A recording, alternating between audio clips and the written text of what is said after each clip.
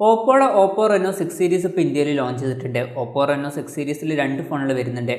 Oppo Reno 6ഉം അതുപോലെ തന്നെ Oppo Reno 6 Proയും രണ്ടിലും 5G ഒക്കെ സപ്പോർട്ട് ചെയ്യുന്നുണ്ട്. ഈ ഒരു വീഡിയോയിൽ നമ്മൾ നോക്കാൻ പോകുന്നത് Oppo Reno 6 5G എന്ന ഫോണിൻ്റെ വിശേഷങ്ങളാണ്. ആദ്യം നമ്മൾ പോസിറ്റീവായിട്ടുള്ള കാര്യങ്ങൾ പറയുകയാണെങ്കിൽ ഒന്നാമത്തെ ഈ ഫോണിൻ്റെ പോസിറ്റീവായിട്ട് വരുന്നൊരു കാര്യം ഡിസ്പ്ലേ ആണ്. ഇതിൽ 6.43 ഇഞ്ചിൻ്റെ ഫുൾ HD പ്ലസ് ഡിസ്പ്ലേ ആണ് വരുന്നത്. ഇതിൽ AMOLED ഡിസ്പ്ലേ ഉപയോഗിച്ചിട്ടുണ്ട്. പിന്നെ കർവ്ഡ് ആയിട്ടുള്ള ഡിസ്പ്ലേ അല്ല ഈ ഫോണിൽ വരുന്നത്, ഇതിൽ ഫ്ലാറ്റ് ആയിട്ടുള്ള ഡിസ്പ്ലേ ആണ് വരുന്നത്. Oppo Reno 6 Pro എന്ന ഫോണിൽ കർവ്ഡ് ആയിട്ടുള്ള ഡിസ്പ്ലേ ഒക്കെ വരുന്നുണ്ട്.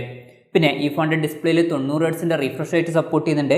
അതുപോലെ തന്നെ 150 ഹെർട്സിൻ്റെ ടച്ച് സാമ്പിളിംഗ് റേറ്റും ഈ ഫോണിൽ സപ്പോർട്ട് ചെയ്യുന്നുണ്ട്. ഈ ഫോണിൽ പഞ്ചോൾ ഡിസ്പ്ലേ ആണ് വരുന്നത്. പഞ്ചോൾ വരുന്നത് ടോപ്പ് ലെഫ്റ്റ് ഭാഗത്തായിട്ടാണ്. ഏകദേശം 91.7% സ്ക്രീൻ ടു ബോഡി റേഷ്യോ ആണ് ഈ ഫോണിൽ വരുന്നത്. പിന്നെ ഈ ഫോണിൻ്റെ പീക്ക് ബ്രൈറ്റ്നസ് വരുന്നത് 600 നിറ്റ്സ് ആണ്. ഫോണിൻ്റെ ഫ്രണ്ടിൽ ഗൊറില്ല ഗ്ലാസ് 5ൻ്റെ പ്രൊട്ടക്ഷൻ കൊടുത്തിട്ടുണ്ട്. പിന്നെ ഈ ഫോണിൻ്റെ വെയിറ്റ് വരുന്നത് ഏകദേശം 182 ഗ്രാമാണ്. അപ്പോൾ അത്യാവശ്യം നല്ല വെയിറ്റ് കുറഞ്ഞൊരു ഫോണാണ് ഈ ഒരു ഫോണ്. അതുപോലെ തന്നെ തിക്നെസ് വരുന്നത് 7.59 mm ആണ്. അപ്പം തിക്നെസ്സും അത്യാവശ്യം കുറവാണ്.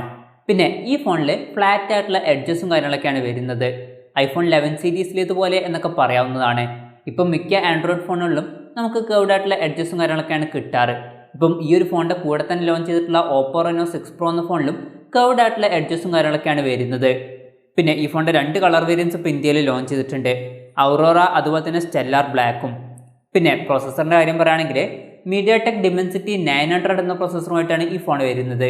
ഇപ്പോൾ 30,000 രൂപ പ്രൈസ് റേഞ്ചിൽ ഇത് ബെസ്റ്റ് ആയിട്ടുള്ള പ്രോസസ്സറാണോ എന്ന് ചോദിച്ചാൽ അല്ല. ഇതിനേക്കാൾ ബെറ്റർ ആയിട്ടുള്ള പ്രോസസ്സറുമായിട്ട് വരുന്ന ഫോണിലൊക്കെ ഈ ഒരു പ്രൈസ് റേഞ്ചിൽ വരുന്നുണ്ട്. ഇപ്പം ഈ ഒരു പ്രൈസ് റേഞ്ചിൽ സ്നാപ്ഡ്രാഗൺ 870 എന്ന പ്രോസസ്സറുമായിട്ട് വരുന്ന ഫോണുകളൊക്കെ വരുന്നുണ്ട്. ആ ഒരു പ്രോസസ്സർ ഇതിനേക്കാൾ ബെറ്റർ ആയിട്ടുള്ള പ്രോസസ്സറാണ്. ഇപ്പോൾ 40,000 രൂപ പ്രൈസ് റേഞ്ചിൽ വരുന്ന Oppo Reno 6 Pro എന്ന ഫോണിൽ വരുന്ന mediatek dimensity 1200 എന്ന പ്രോസസ്സറിനേക്കാൾ വരെ ബെറ്റർ ആയിട്ടുള്ള പ്രോസസ്സറാണ് ഈ ഒരു സ്നാപ്ഡ്രാഗൺ 870 എന്ന പ്രോസസ്സർ. അപ്പോൾ നിങ്ങൾ നോക്കുന്നത് ഈ ഒരു പ്രൈസ് റേഞ്ചിൽ ബെസ്റ്റ് ആയിട്ടുള്ള പെർഫോമൻസും കാര്യങ്ങളൊക്കെ ആണെന്നുണ്ടെങ്കിൽ ഈ ഒരു പ്രൈസ് റേഞ്ചിൽ ഇതായിരിക്കില്ല ബെറ്റർ ആയിട്ടുള്ള ഓപ്ഷൻ. പിന്നെ Oppo Reno 6 എന്ന ഫോൺ ഓഫ്ലൈൻ ഫോണാണ്, അതുകൊണ്ട് തന്നെ വില കുറച്ച് കൂടുതലായിരിക്കും. പിന്നെ ഈ ഫോണിൽ 8 GB RAM ആണ് വരുന്നത്. അതുപോലെ തന്നെ 128 GB ഇൻറ്റേർണലും വരുന്നുണ്ട്. ഇതിൽ 5G ഒക്കെ സപ്പോർട്ട് ചെയ്യുന്നുണ്ട്. LPDDR4Xൻ്റെ റാമാണ് ഈ ഫോണിൽ ഉപയോഗിച്ചിരിക്കുന്നത്. ഈ ഫോണിൽ UFS 2.1 സ്റ്റോറേജ് ടൈപ്പാണ് ഉപയോഗിച്ചിരിക്കുന്നത്. ഈ ഫോണിൽ റാം എക്സ്പാൻഷൻ എന്നുള്ള ഫീച്ചർ വരുന്നുണ്ട്. അതായത് എക്സ്ട്രാ റാം വേണ്ട സമയത്ത് ഇൻറ്റേർണൽ മെമ്മറിയിൽ നിന്ന് കുറച്ച് മെമ്മറി എടുത്തിട്ട് അത് റാമായിട്ട് യൂസ് ചെയ്യും. അങ്ങനെ 8 GB റാം ഉള്ളത് 13 GB റാമായിട്ട് മാറും.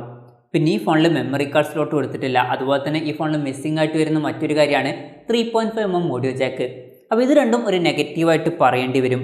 പിന്നെ ഈ ഫോൺ പെട്ടെന്ന് ഹീറ്റാതിരിക്കാൻ വേണ്ടിയിട്ട് മൾട്ടി കൂളിംഗ് സിസ്റ്റം ഒക്കെ ഇതിൽ കൊടുത്തിട്ടുണ്ട്. ഈ ഫോണിൽ Z ആക്സിസ് ലീനിയർ മോട്ടർ വരുന്നുണ്ട്. നല്ല വൈബ്രേഷൻ എഫക്റ്റിനൊക്കെ വേണ്ടിയിട്ടാണ് ഇത്. പിന്നെ ആൻഡ്രോയിഡ് 11 ബേസ് ആയിട്ടുള്ള ColorOS 11.3 സോഫ്റ്റ്വെയറുമായിട്ടാണ് ഈ ഫോൺ വരുന്നത്. ക്യാമറയുടെ കാര്യം പറയുകയാണെങ്കിൽ ഫോണിൻ്റെ പിന്നിൽ ട്രിപ്പിൾ ക്യാമറ സെറ്റപ്പാണ് വരുന്നത്. 64 മെഗാ മെയിൻ ക്യാമറ സെൻസറാണ് ഈ ഫോണിൽ കൊടുത്തിരിക്കുന്നത്. പിന്നെ ഈ ഫോണിൽ 8 mega ultra wide angle lens വരുന്നുണ്ട്. ഇതിൻ്റെ ഫീൽഡ് ഓഫ് വ്യൂ വരുന്നത് 119 ഡിഗ്രിയാണ്. പിന്നെ 2 മെഗാ മാക്രോ ലെൻസും ഈ ഫോണിൽ വരുന്നുണ്ട്.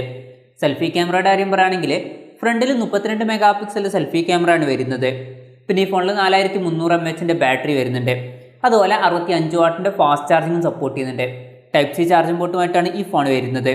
വിലയുടെ കാര്യം പറയുകയാണെങ്കിൽ ഈ ഫോണിൻ്റെ വില വരുന്നത് 29,990 രൂപയാണ്. ജൂലൈ 29 മുതലാണ് ഈ ഫോണിൻ്റെ സെയിൽ സ്റ്റാർട്ട് ചെയ്യുന്നത്.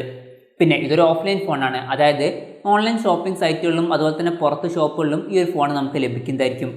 എന്തായാലും നമ്മൾ ഓവറോൾ നോക്കുകയാണെന്നുണ്ടെങ്കിൽ ഈ ഒരു പ്രൈസ് റേഞ്ചിൽ ഇത് വളരെ മികച്ചൊരു ഫോൺ എന്നൊന്നും പറയാൻ പറ്റില്ല. കാരണം ബെസ്റ്റ് ആയിട്ടുള്ള പ്രോസസ്സറോ അങ്ങനത്തെ കാര്യങ്ങളോ ഒന്നും തന്നെ ഇതിൽ വരുന്നില്ല.